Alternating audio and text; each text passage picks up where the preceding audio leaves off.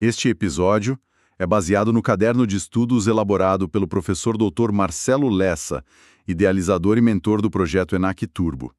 Hoje a gente vai analisar o caderno de número 8, que trata de um tema, absolutamente central para a atividade extrajudicial: fiscalização e procedimentos correcionais. Exato, um tema que cobre os tópicos 3.6 e 3.7 do edital, execução e fiscalização dos atos. E também o procedimento de dúvida, pedido de providências e reclamação. É a engrenagem que faz todo o sistema girar com segurança e confiança, né? E claro, é um prato cheio para banco e FGV, eles adoram explorar isso. E é interessante, né? A gente pode começar com uma pergunta bem fundamental que o próprio material nos provoca a pensar. A gente confia no carimbo do cartório, no ato do tabelião. Mas por que a gente confia? O que garante que essa função pública que é delegada a um particular está sendo exercida do jeito certo? Vamos tentar destrinchar esse assunto. Essa pergunta é o ponto de partida de tudo. A resposta está numa estrutura bem complexa e muito bem pensada de controle. O começo de tudo é o artigo 236 da Constituição, que estabelece essa natureza meio híbrida, sabe? A atividade exercida em caráter privado, mas por delegação do poder público. E se há uma função pública, o Estado não pode simplesmente delegar e, lavar as mãos. Ele precisa fiscalizar. Certo. E quem faz essa fiscalização? É o governo? É a polícia? Quem é o guardião dessa confiança toda? O guardião principal é o Poder Judiciário. E o que é fascinante no nosso modelo é que temos um sistema que o professor Lessa chama de duplo controle. Primeiro, a gente tem o controle local, aquele do dia a dia. A Lei dos Notários e Registradores, a 8935, diz que essa fiscalização direta é feita pelo juízo competente. Na prática, é o juiz corregedor permanente, geralmente o diretor do fórum da comarca. Faz sentido ter essa fiscalização mais de perto, né? Com um juiz da comarca que conhece a realidade local. Mas isso não cria um risco de falta de padronização? O que é irregular numa comarca pode não ser em outra. Não vira uma coxa de retalhos? Excelente ponto. É exatamente para evitar isso que a estrutura não para no juiz local. Acima dele, como órgão de cúpula estadual, nós temos as Corregedorias Gerais de Justiça, as CGJocas. O papel delas é justamente unificar o entendimento, expedir normas para todo o Estado e fiscalizar numa segunda instância administrativa. Elas garantem um padrão, sabe? Ok, então. Juiz local para o dia a dia e a Corregedoria Estadual para padronizar. Parece um sistema bem fechado. E aqui entra a segunda parte desse duplo controle: o controle nacional. Ele é exercido pelo Conselho Nacional de Justiça, o CNJ, através da sua Corregedoria Nacional de Justiça. O CNJ olha para o Brasil inteiro. A função dele é garantir que a fé pública seja um valor nacional e não só local. Mas espera um pouco. Se a Corregedoria do Estado já está fiscalizando, por que o CNJ precisaria se meter? Isso não cria uma confusão? Dois órgãos fazendo a mesma coisa? Quem manda no final? Essa é a clássica pegadinha da FGV.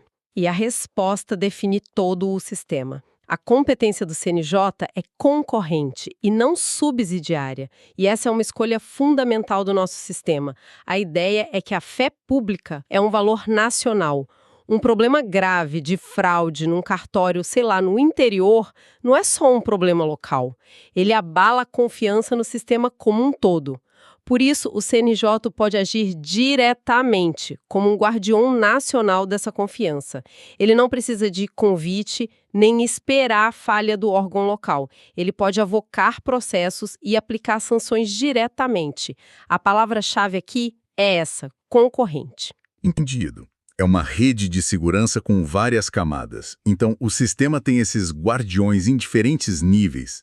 Mas que ferramentas eles têm na mão para fazer essa fiscalização acontecer na prática? As ferramentas são bem variadas. As mais clássicas são as correições e as inspeções. A correição ordinária é como se fosse um check-up anual, sabe? Uma verificação geral periódica da serventia. Já a correção extraordinária é como uma visita de emergência. Pode acontecer a qualquer momento e geralmente é motivada por uma denúncia, algum indício mais grave. E eu imagino que isso não seja mais feito só com o juiz indo pessoalmente ao cartório e olhando pilhas de papel, certo? A tecnologia deve ter mudado tudo. Totalmente. O Código Nacional de Normas, que é o provimento 149 do CNJ, consolidou a fiscalização remota, a eletrônica. Hoje, as corregedorias conseguem monitorar muita coisa à distância. Sistemas como o SAIC no registro de imóveis ou os módulos de correição online, do e-notariado, da Central de Indisponibilidade de Bens. Tudo isso permite um controle muito mais contínuo e baseado em dados. A fiscalização virou, em grande parte, análise de sistemas. Falando em coisas físicas, o material aponta um item que parece simples, mas que derruba muito candidato: o livro de visitas e correições. Ah, sim, um clássico. Primeiro, ele é obrigatório em todas as serventias. Tem que ter 100 páginas, tudo padronizado pelo artigo 185 do Código Nacional de Normas. Mas a grande questão, a pegadinha mesmo, é quem escreve nesse livro. Que curioso. De todos os livros do cartório, esse é o único que é como se fosse um diário de bordo escrito pelos visitantes, no caso, as autoridades. É um detalhe pequeno, mas que muda toda a lógica de responsabilidade, não é? Exatamente.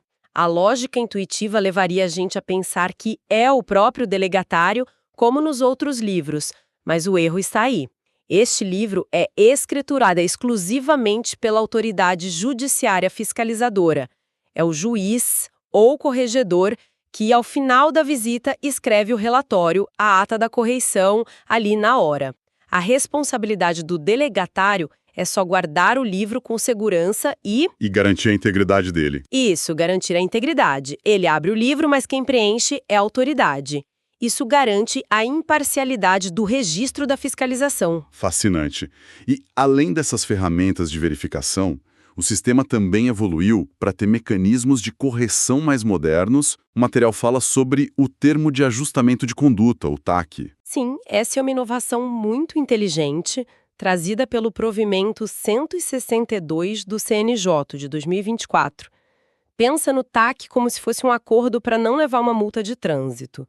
Em vez de abrir um processo administrativo disciplinar, o PAD, que é demorado, custoso, para uma infração de menor potencial ofensivo, a corregedoria pode dizer: olha, vimos que você cometeu um erro leve aqui. Se você se comprometer formalmente a corrigir essa falha e a seguir o procedimento correto, a gente encerra o assunto.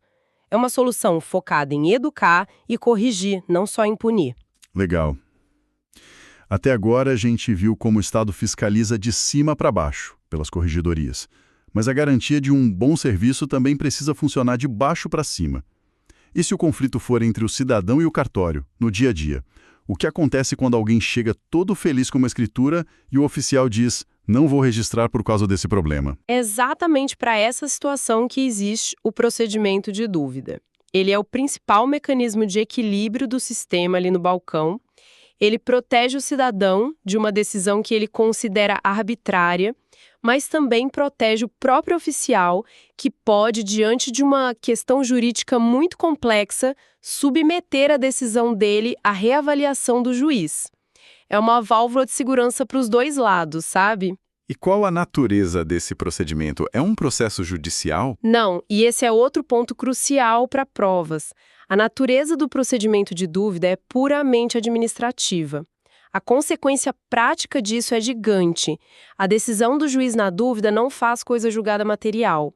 Ou seja, mesmo que o juiz diga que o oficial está certo e o registro não deve ser feito, a parte interessada ainda pode contratar um advogado e levar a mesmíssima questão para a via judiciário. A porta do judiciário nunca se fecha. Entendi. Então, como isso funciona na prática?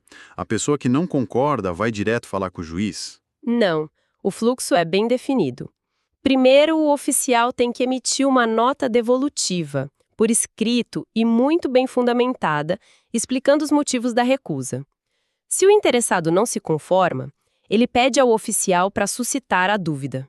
É o oficial quem formaliza o procedimento e envia ao juiz, a pedido do interessado. E o que acontece com a prioridade do título nesse meio tempo? Se o processo demorar, a pessoa não corre o risco de outra pessoa registrar um imóvel na frente? Não, o sistema protege o interessado. A partir do momento em que a dúvida é anotada no livro-protocolo, a prenotação fica prorrogada. Seus efeitos são estendidos até a decisão final. Isso é vital para garantir que a pessoa não perca o lugar dela na fila do registro só porque está exercendo o seu direito de questionar. Certo. O oficial manda para o juiz. E aí? Por escrito. Depois disso, o Ministério Público, que atua como fiscal da ordem jurídica, é ouvido e tem 10 dias para dar seu parecer. Por fim, o juiz profere a sentença, julgando a dúvida procedente, ou seja, dando razão ao oficial, ou improcedente, determinando o registro. E se ainda assim a parte não concordar com o juiz, o recurso cabível é a apelação. E vale a gente mencionar uma figura criada pela doutrina e pela jurisprudência, que é a dúvida inversa. É o plano B do cidadão. Se o oficial, por algum motivo, se recusa a levar a questão ao juiz, a parte não fica de mãos atadas. Ela pode ir diretamente ao juiz e dizer: Excelência, o oficial se negou a iniciar o procedimento que a lei me garante. É um mecanismo para forçar a instauração do procedimento. Perfeito. Agora, para não confundir na prova, o material diferencia a dúvida de outros 2 procedimentos: o pedido de providências e a reclamação. Como a gente pode separar isso de forma fácil? Vamos a uma analogia. Pensa no cartório como um restaurante. A dúvida é quando se discute com o chefe sobre um ingrediente específico no prato. Essa exigência no meu título não está correta. É sobre a qualificação de um título. O pedido de providências é mais amplo. É quando se questiona uma regra geral do restaurante. Por que o cartório não aceita pagamento por Pix? Ou qual a interpretação correta desta nova norma? E a reclamação é quando se denuncia um problema no serviço. O funcionário me atendeu mal, demoraram 40 dias para analisar meu documento, ou a conta veio com um valor a mais. Ufa, foi bastante informação, mas essa analogia deixou tudo muito claro. Antes da gente fechar, vamos fazer aquela revisão rápida no estilo memorização premium que o professor Lessa propõe para a gente fixar os pontos que não podem escapar na prova. Vamos lá, em formato bate-bola. Competência de fiscalização do CNJ em relação à corregedoria local. Concorrente. O CNJ pode agir diretamente, a qualquer tempo. Quem escreve no livro de visitas e correições? A autoridade judiciária. A obrigação do delegatário é guardar. Qual a natureza da decisão no procedimento de dúvida? A administrativa. Por isso, não impede a posterior discussão na via judicial. O que a suscitação da dúvida faz com a prenotação? Prorroga os seus efeitos até a decisão final, garantindo a prioridade. Prazo para o interessado impugnar a dúvida após ela chegar ao juiz? 15 dias. Qual a nova ferramenta para resolver infrações leves de forma consensual? O TAC, Termo de Ajustamento de Conduta. Recurso cabível contra a sentença do juiz na dúvida. Apelação. Ao suscitar a dúvida, o oficial tem um dever específico com o apresentante? Sim, deve dar ciência formal a ele e entregar uma cópia da suscitação e dos documentos. Então, voltando à nossa pergunta lá do início, por que a gente confia no sistema? O que essa nossa conversa toda mostra é que a confiança não vem do acaso. Ela é construída sobre uma arquitetura robusta de controle, com fiscalização de cima para baixo e mecanismos de resolução de baixo para cima. Pois é, o que é fascinante aqui é entender a fiscalização não como um mecanismo puramente punitivo, mas como uma garantia. É a forma que o Estado encontrou de assegurar que a fé pública depositada em cada ato seja sempre merecida. Para o bom profissional, aquele que estuda e se dedica, a fiscalização acaba sendo um selo de qualidade, a validação do seu trabalho, e não uma ameaça. E isso levanta uma questão importante para a gente pensar para o futuro, né? Com o avanço da tecnologia, dos painéis de controle, da fiscalização remota. Como a relação entre o fiscalizador e o fiscalizado vai evoluir? Estaríamos caminhando para um modelo de correição em tempo real, quase um monitoramento contínuo? É uma excelente provocação. Talvez o futuro seja menos sobre a visita surpresa e mais sobre um acompanhamento contínuo e preventivo, focado em indicadores de performance, tornando o sistema ainda mais seguro. Podcast produzido a partir do conteúdo do projeto ENAC Turbo, sob autoria e orientação do professor doutor Marcelo Lessa. Se esse conteúdo ajudou, não se esqueça de se inscrever no canal e ativar o sininho das notificações. Assim, o YouTube avisa imediatamente assim que o próximo resumo for liberado. Existe algum tema específico que o pessoal gostaria de ver analisado aqui? É só deixar nos comentários. Até a próxima! Podcast produzido a partir do conteúdo do projeto ENAC Turbo, sob autoria e orientação do professor doutor Marcelo Lessa. Se esse conteúdo ajudou, não esqueça de se inscrever no canal e ativar o sininho das notificações. Assim, o YouTube avisa imediatamente assim que o próximo resumo for liberado. Existe algum tema específico que o pessoal gostaria de ver analisado aqui? É só deixar nos comentários. Até a próxima!